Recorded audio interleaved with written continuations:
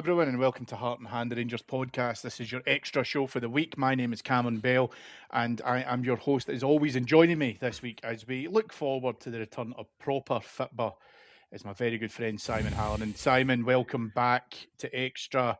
And what I will say is that I have to admire a man who despises the international break so much you had to leave the country. Yeah, thanks for having me on. Yes, I'm back from a wee break away. That was good to have a week away in Spain. Nice to do that during the international break and pass my show off for the week to the international guys, so that was good as well. So, yeah, lots to discuss. Looking forward to the next 40 minutes or so.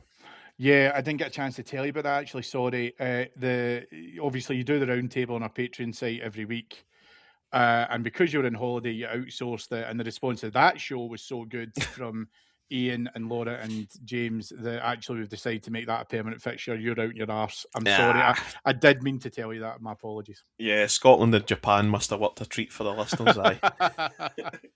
Yeah, listen, all joking aside, it is good to get back to business because the international break for us, for once, probably came at the right time. Rangers, in the back of a decent return to form, I think it has to be said. Nice for Celtic to decide to give themselves a wee bit of a headache to consider an international break. And it's all shaping up to be an interesting end of the season. And I think the kind of key point once you come back from players representing their country is that you want everyone back fit.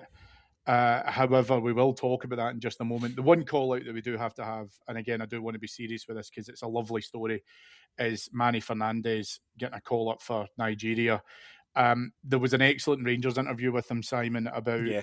obviously his brother who's passed away, and he's very much always in his thoughts about what he wants to be able to achieve in his life to make him proud and stuff. And when you hear about him, and sometimes it's easy for us to forget how much it means, especially for younger players, to get international call-ups for the first time. But he rounded it off brilliantly with getting a goal as well. So huge shout out to Manny Fernandez. It's great to have him back, but he's going to come back absolutely bursting with confidence as well. Yeah, absolutely. It's always great to see our players on the international stage, especially for like the European countries, the African countries. We've got a lot of players now representing there. So Fernandez's case, it's a great rise for him over the last couple of years. He came from non-league football at one point. He had no club at one point a couple of years ago. That was part of that whole Rangers background story to him that they done on the site the other day. It's well worth a watch and a listen for you to go back through and see it. But yeah, what a rise for him, and what a figure he's really been since he's came into our side in October, November time, and he's not really taken a step back. Kind of like a fellow Nigerian of his did one season on the road to the Europa League final for us as well, and he's had that same sort of impact as well in defence for us. So yeah, more power to him. I'm hoping to see a lot more of him in a Rangers shirt, although I wouldn't be surprised if we start seeing the big bids coming as early as this summer. So yeah, well done to him on the international call-up. Well done on the goal as well. So he will go from strength to strength. Let's see how he gets on. Yeah, and as I mentioned there, we went into the international break with a solid 4-1 win over Aberdeen. Personally, I think it could have been more, Yeah. and I would have enjoyed that.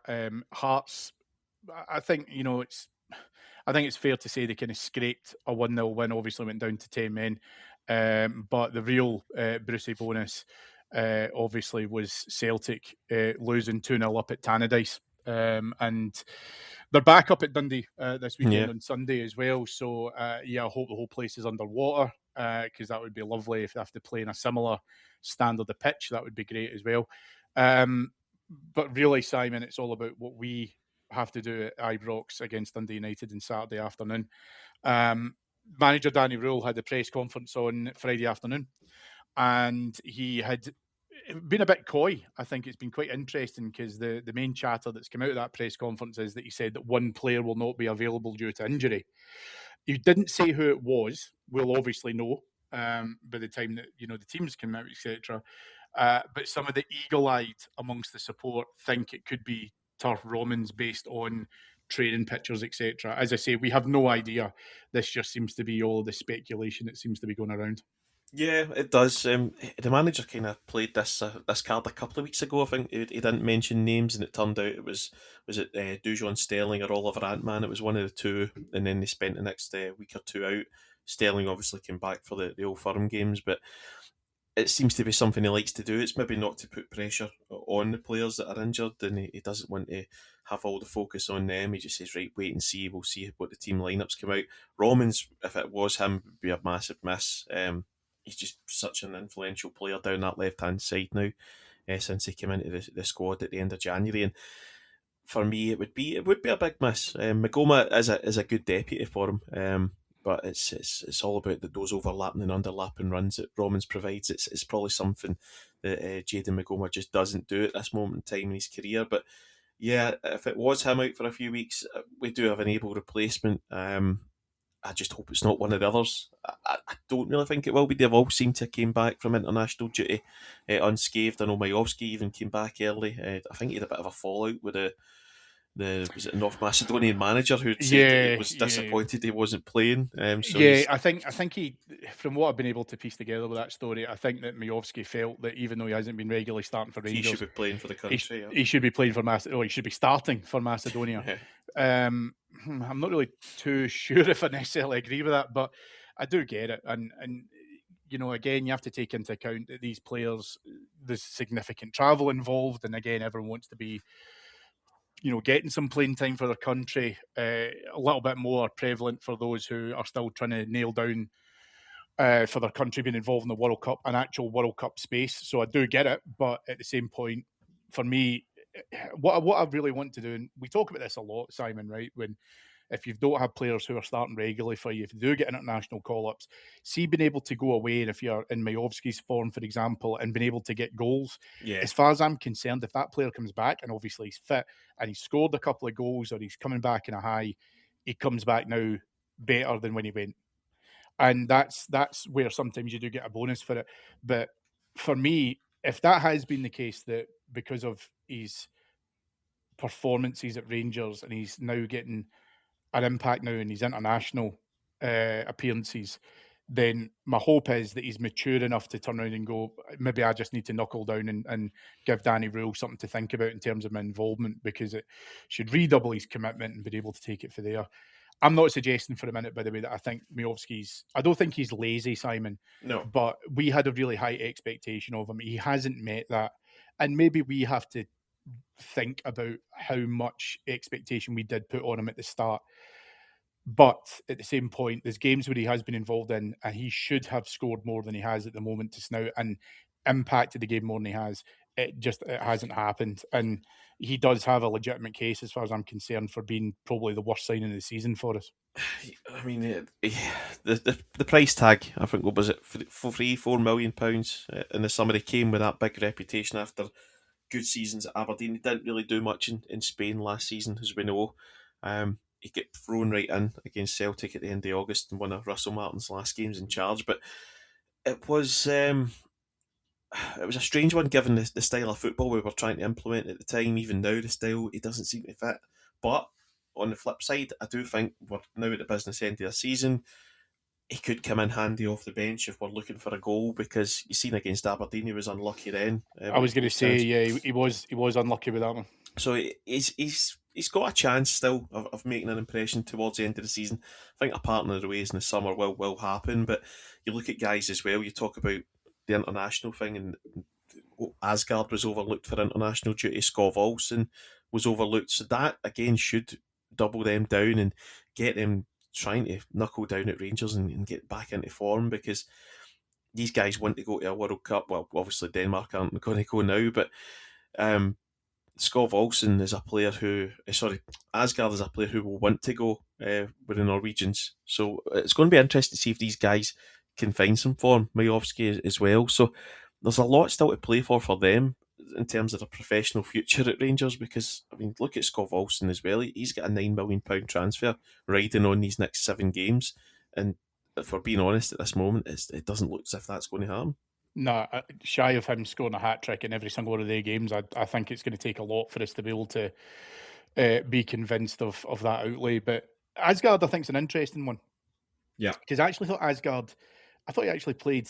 pretty well against Aberdeen when he came on. He had like 15 minutes left in the game, and we were 3-1 up at that point, and I thought he came on. I thought he's looked a little bit better. I've never had a problem with Asgard in terms of his touches and his control of the ball, and when he's in close quarters, he can get himself out of trouble a wee bit. It's just, I think, for me, struggled massively with the physical element of it. Yeah. And there's times when you see a guy that build and of that stature, and you think he should be impressing more in terms of what he can do. I think that we will continue to have to use him, by the way, between now and the end of the season. It likely will only be bit part appearances. So, like I say, last 15 minutes, because he is not the guy you turn to when you're, and I hope we're not, by the way, but you're 0-0 at Falkirk with 15 minutes to go. He's not the guy that I think you're turning to be the game changer.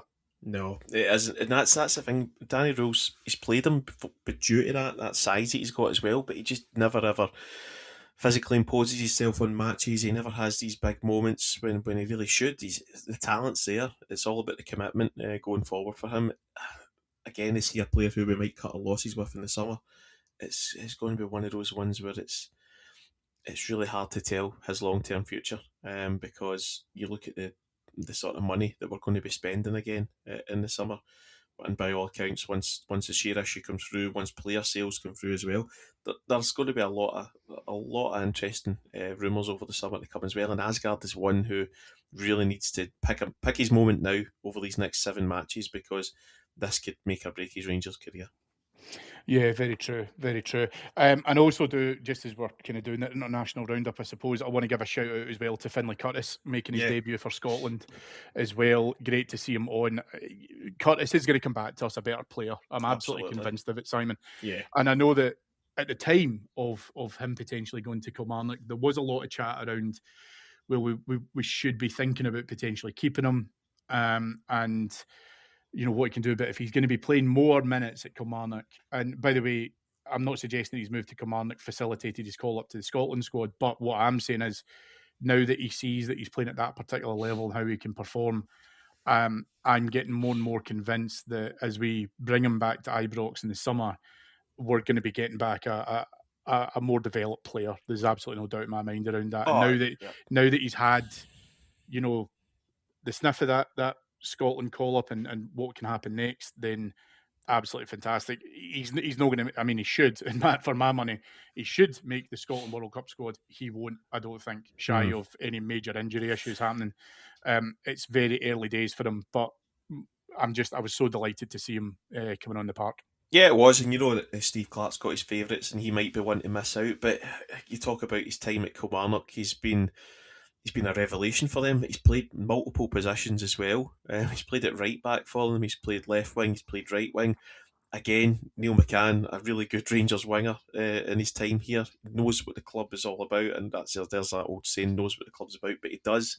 He knows about the demands, and that's one of the reasons why he wanted to take Curtis to Kilmarnock, because he wanted him to not so much as slum it down the league, but just learn these ropes a bit more, because he coached them last season under Barry and the guys that were there last year, and Curtis was a player that always stood out for them, that could take their game to the next level. And for me, even in his performances for us in the opening half of the season, I felt he was a player who could have stayed around the squad. And you maybe look at what's happened since January in the wider areas for ourselves, and we think, why not? But moving to Kelly is for me, it's been a really good move. He's cemented himself as a first team starter there. He's going to come back to us as a first team player, and maybe not a first team starter, but he's certainly going to be more of a first team player going forward next season. And that's what you want to see: players that are always hungry, they're always willing to take a man on. He's one of them, and he's got an eye for goal as well. And looking at him playing right back as well, that's not a bad position to have, considering we could be pretty short there coming up. Yeah, that could be interesting, but we will see. We touched on the press conference there, but I do want to kind of get your thoughts as well, Simon, on the approach that Danny Rose taken about obviously highlighting injury, but not specifying who it was. My tuppence worth, I actually really like it. I think it's good that he's called it out. He could have got away with it. I mean, he was obviously asked about injuries directly, And so he could have been a bit coy and say, well, there are some guys who've come back and, other people might have picked up knocks or whatever, so we'll see what happens. But he said, obviously, outrightly that there is someone will miss the game. Yeah. There isn't, I don't think I heard any real context around how long that injury may rule that person out for. So we don't know any of that. We'll just have to find out. But I enjoy the fact that he's keeping his cards close to his chest with these things. I think if it can give you an advantage, then take every advantage you can get at the moment. Yeah, we've got to, especially when you're coming up against a team who are in decent form. Dundee United have played Celtic twice now in the last couple of games there and beat them. Was it 2-1 back in December time, and then they beat them 2-0 a couple of weeks ago. It's for me, it's a tricky fixture looking at this one, and that's probably why the he's playing his cards close to his chest, because if he comes out and says, right, Ryan Adiri or Chermiti's out, that constitutes possibly a whole tactical reshuffle for us. So yeah, that's probably why he's not wanting to give away anything, whereas that gives Jim Goodwin, Dundee United, the chance to change their tactics and match up how they think we might go as well. So yeah, I'm all for it. It might be frustrating to some in terms of what player is at this time? Why aren't the fans? Why are the fans the last to know? What difference is an extra 24 hours going to make? We're going to know at 2:45 tomorrow what the team lineup is and who's in and who's out the squad. Yeah, and I've always been a proponent for this, but I've talked about it more from a transfer activity perspective, where if you are looking at targets, I know we all want to know about it, and we'd love to see that communication for the club. Whereas I would much prefer it when we get to the stage of you'll know when we've signed a player because you'll see their picture at Auchenhowie holding their scarf up. And Gerrard, I remember, was particularly coy when he talked about team selections and injuries and everything else as well. He wouldn't reveal anything, and I think that's the way it should be done, because you rightly said, why give your opponents a heads up in terms of what happens. So yeah, it will be interesting to see as to when that team list comes out, what the current state of play is with it. Now, Simon, we are playing a Dundee United team that I think it's fair to say will be pretty high off the back of their 2-0 win against Celtic up at Tannadice.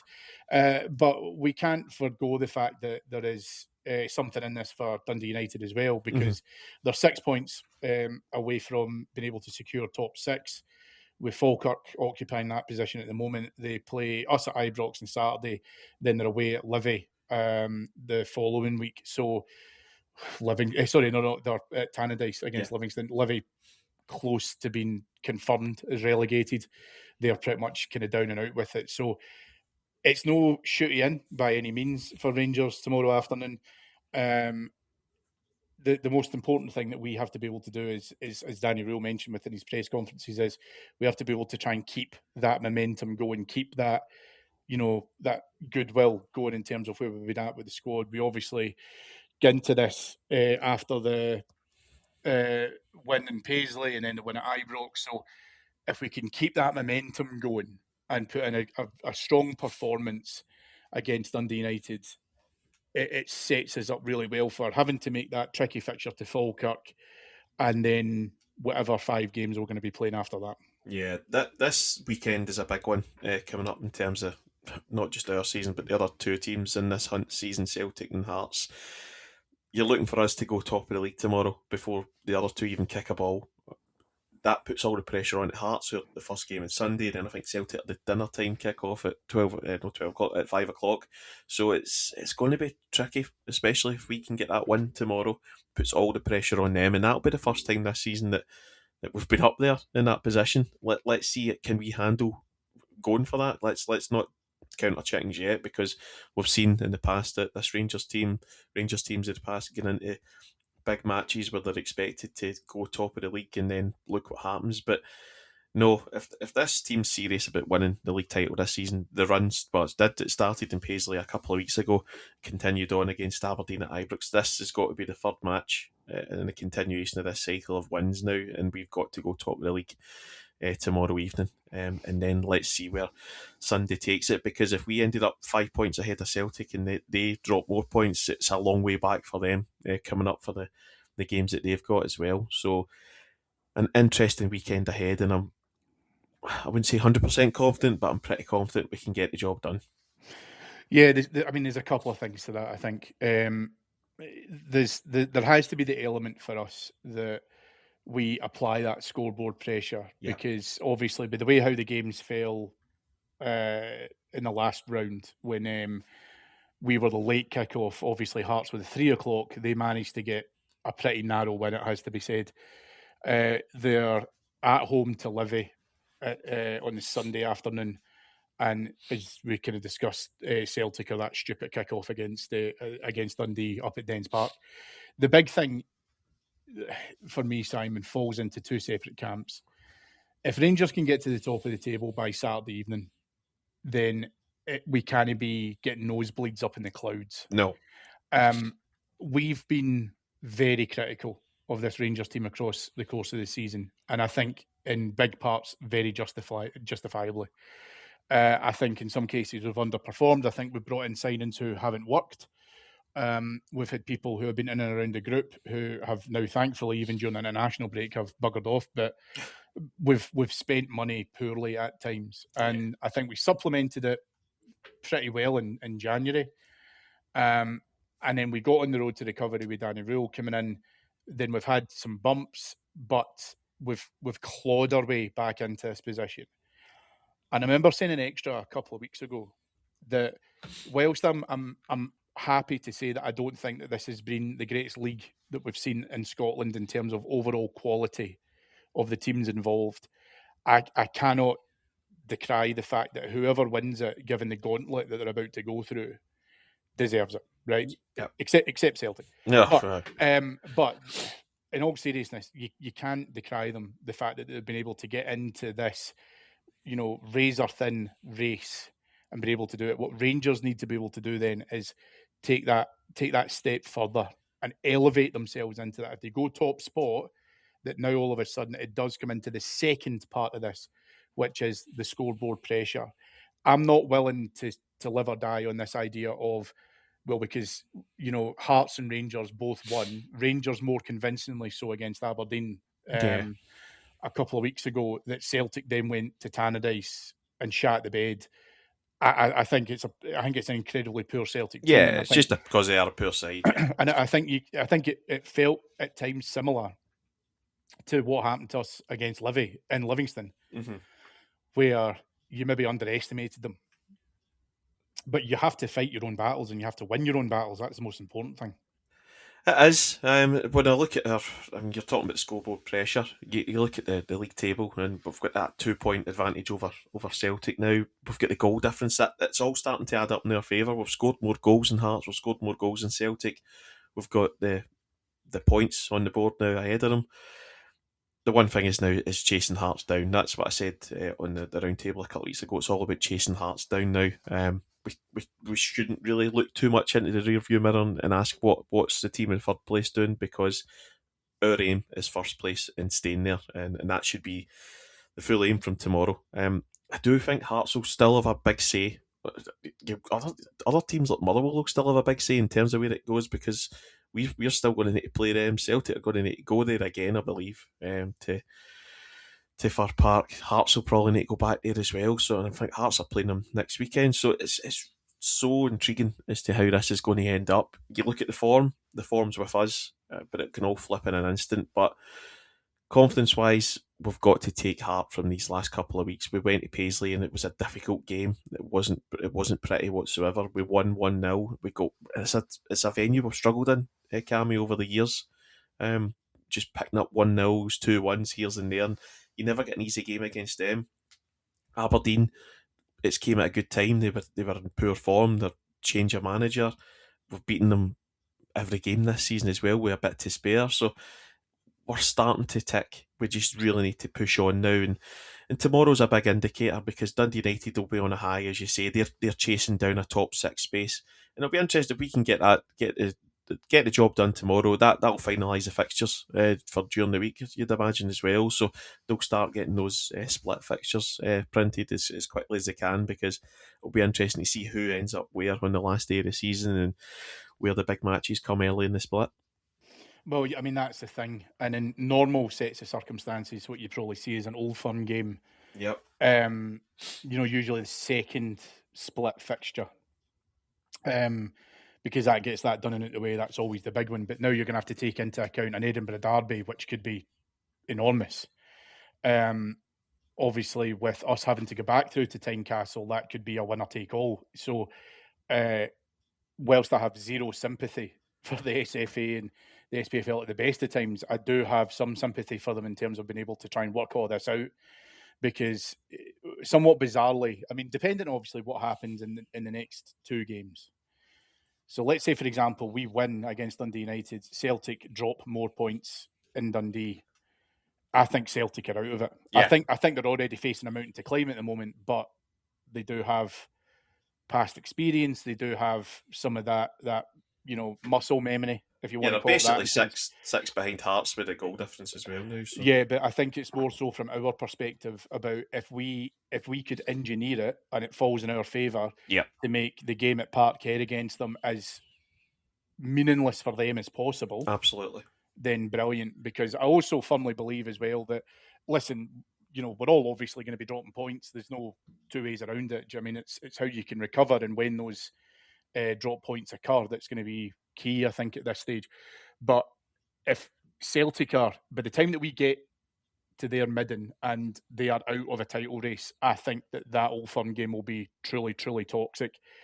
I think that almost everyone in that stadium of a green and white persuasion all of a sudden will be Hearts fans because they'll do whatever they could to stop us from winning the league rather than let it happen to Hearts.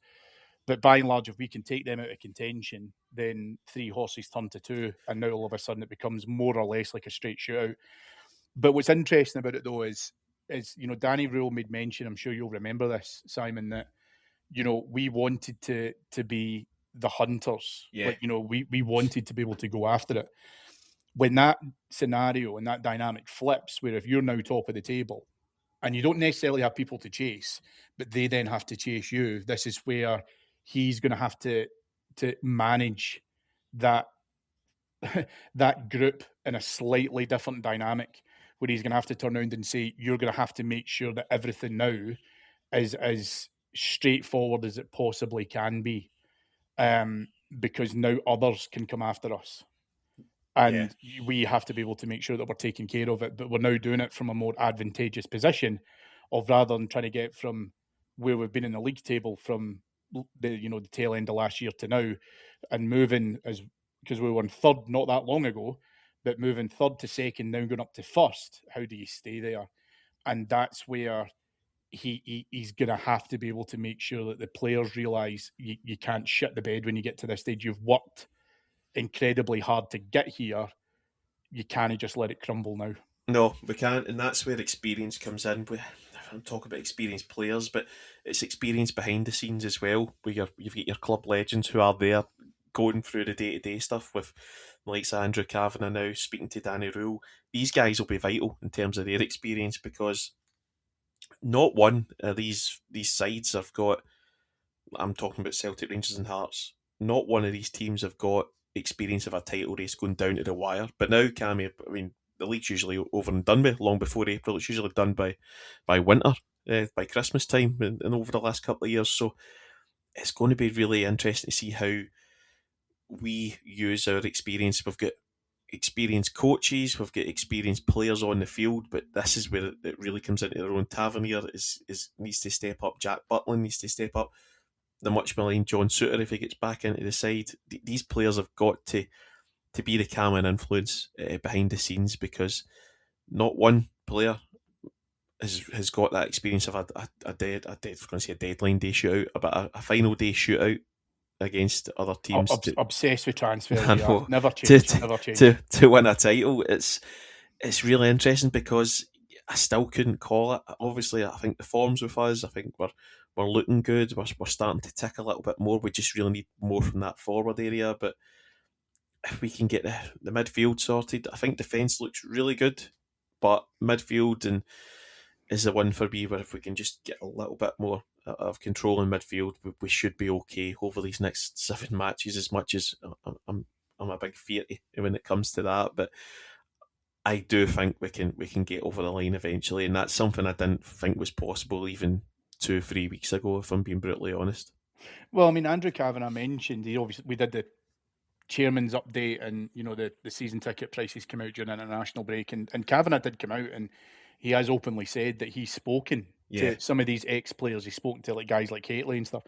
And listen, I agree with you. I don't think it would do any harm for some of these ex-players who, as you rightly say, have come down to the wire to say, this is what you need to be able to keep focused absolutely. on. There's going to be the noise levels are just going to go up, right? And it's just going to get more and more into. And now, because we've got Hearts and all these people are coming out of the woodwork saying, and understand why it's not a criticism, but all these people are coming out now, agenda based or otherwise, but they're saying, wouldn't it be great for Hearts to do it? They're breaking the duopoly of Rangers and Celtic, and I get all of that, right? I understand it, but you need to just remove yourself from all of that and see, to a certain extent, make it the problem for other teams. And this is why, when I was mentioning before about some of that Celtic muscle memory of being able to get to the close stages of it, you're totally right. There is very few players within their team who know what it's like to be able to get to an actual, Yep. crunching title run in. But we've got ex players who can come in and talk about it. Do you mean look at Haitley in to talk about Aberdeen? You and I have heard them, Barry Simon. Ferguson, he's done it what Barry twice? Ferguson, Final yeah. day. So Ferguson, there's guys who have been in the building before who can come in and talk to them and say, look, this is about focus. yeah, And it's about maybe a wide beam laser, which you've had to use to be able to get back into this, and it needs to narrow and narrow and narrow as every game comes on. Because every single game that gets played for here on in, the noise level goes up. It just goes up by 1, goes up by 2. And what this is about is remove yourself from all of that and just take it, just as I say, exclude yourself from feeling like any of this is going to come back and give you any more pressure. You know what you need to be able to do. And if you can get to the top of the table and win your remaining games, it's about how we do that week on week and do it sequentially so that that pressure then comes back onto Hearts and comes back onto Celtic. But now you look like, with every game, you deserve to be champions. And yeah, that's why I'm probably focused so much on whether or not that's going to feel alien to some of these players, because they've went through the ringer throughout the course of this season and now they've got back into this. And it's not been by accident. It's not been by default. We've done this because we've worked hard to be able to earn it. People, and it is, and I'll go back to what Martin Ramsey said before in Sky Sports, this will be about who blinks last. yeah. So if you're in this now, do you really, really want to be the team that, now that you're in this position, throws that away? And I get, we've said let's not get too ahead of ourselves and all that as well, but for me, that has to be the goal on Saturday afternoon, and then it becomes the expectation, and that's how we have to take it from there, in my opinion. Yeah, no, you're spot on in everything you just said there, and I like that point you made about the players fought hard to get back in it, and they did. That's when they should take a step back and look at where they were at the start of October, miles away. What we were, sixth position, 3 points off the relegation zone. They should look back and ultimately now be proud of pulling themselves back into this, because that was a position that looked, there was absolutely no return from in terms of a league title challenge. So here we are, 7 games to go. Look back at the work they've put in, because you don't want that to be all for nothing over these next 7 games. These are 7 shootouts, but Danny Rule even says it, we say it, it is 1 game at a time. And if you take this game, these next 2 games up to the split, then we see where the fixtures land. It's going to be so intriguing over these next couple of weeks. But it all starts tomorrow with Dundee United. And for me, it's the biggest game of the season. It's a cliche, but it is. It's our chance to lay down a marker. It's our chance to put until next week. Till next week, till Sunday, when the teams are the teams that are under pressure play. But we've got to win tomorrow. That's 100% a non-negotiable. Win and then see where it takes us. If we can get, and I'm going to explain my reasoning behind this, Simon, although I think you'll know where I'm going to with this. If we can get 2 early goals, I would love it for a Rangers team to be able to absolutely turn the screw. Yeah. Because I was absolutely, unconvinced that this would have come down to goal difference. I am very much not so sure now. Mm-hmm. But with the 2-goal lead that we've got in goal difference over Hearts at the moment, if we could put some more on that as well, I think all that continues to do, as I say, is put the pressure on some of these. Because I think I can't devalue what Hearts have done in terms of being able to get some scrapes in terms of wins. Like I say, they've had plenty of 1-0s where they've been able to get it. But as we've been, so desperate for in terms of what's happened, we would take 3 points regardless. And yes, I look back at Hibs, Motherwell, Livingston, etc. You're taking 3 points, whether it's 1 goals or, Yep. 1 goal or 3 goals, it doesn't make a difference. And so Hearts have been able to do it. But I think if we could then get them to a stage of, well, we don't just need to get a goal here, we need to get a couple to be able to try and cut down that goal difference. Again, that's more pressure, been able to try and put that on. So if we can get an early couple of goals, because I don't want to, take a 1 goal lead, then repeat what we've done so many times this season and almost take a little bit of a step back and allow the opponents to come back into it. I was worried about that. I'll not lie when it happened against Aberdeen when we go 2-0 up, and then I think, what was it, 3-4 minutes later, all of a sudden we're back to 2-1, and now it's back to being a game again. And we did the right thing at that stage, where as soon as we get to 3-1, okay, grand, we had the goal for Miovski that was disallowed, and then obviously Tav comes up with a brilliant free kick. But it's the pressure that we need to be able to try and see how we can build on that, and that is certainly facilitated if we can get a few goals under our belt as well once the 3 points are secured. Yeah, it's vital for me. As I said, it's worth a point basically. Is itself having the better goal difference over the other two sides. So it's really going to be interesting to see how we take these games as it comes. And you look at like the Hearts game on Sunday. I know they've got a lot of defensive issues still. They're getting players back at other areas of the park, but defensively they're starting to look a little bit creaky in terms of the experience they've got back there. There's not many there. I think Halkett's still out for this game. I know he pulled up in the warm up the last one against Dundee. The guy that was at Kent, he replaced him. He gets sent off, so he'll be suspended. So it's really interesting to see how they'll play things. Obviously Devlin and Shanklin coming back for them, but again, all about what we do over these next couple of weeks. One game at a time, get a couple of goals up, as you say, early tomorrow, and really take it from there. We've got to start putting teams to the sword with a bit more ease than what we do. But again, at the end of the day, I'll just take anyone as it comes to win the league title.